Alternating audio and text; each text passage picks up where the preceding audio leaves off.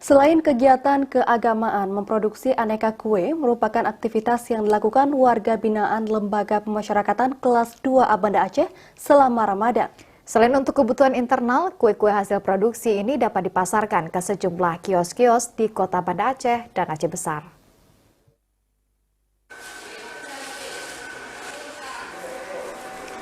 Beginilah kesibukan warga binaan Lembaga Pemasyarakatan Lapas Kelas 2A Banda Aceh di Gampung Bineh Belang, Kecamatan Ingin Jaya, Aceh Besar. Momen puasa yang tengah dijalani tidak menjadi alasan bagi mereka bermalas-malasan di kamar isolasi.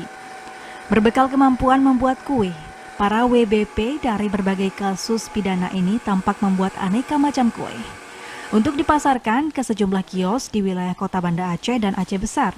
Kemampuan membuat kue diperoleh para napi setelah mengikuti pembinaan yang diberikan pihak lapas. Tak hanya donat, kue yang diproduksi juga jenis pizza dan lainnya. Semuanya Pak ini, kalau emang ada bahan bisa dibuat. Sebelumnya memang punya keahlian membuat kue. Nah, di sini aku belajar. Mulai kapan bang kerjanya?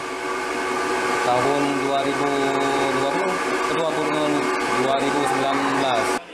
Sempat terdampak pandemi, penjualan kue yang diberi nama Kaina atau karya narapidana ini kini mulai membaik.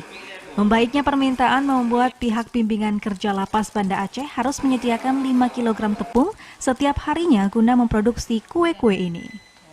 Ini yang bekerja yang pertama sekali adalah di bawah daripada naungan bimbingan kerja, yaitu dari ini, dan itu orang bekerja adalah para narapidana yang telah dilatih dengan baik. Mereka itu telah memiliki kapabilitasnya untuk membuat kue.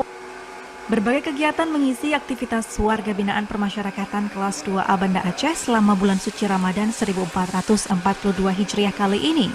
Selain bekal keterampilan, aktivitas lapas dengan kapasitas 800 orang ini juga diisi dengan kegiatan keagamaan. Dari Aceh Besar, Arman Konadi, TVRI melaporkan.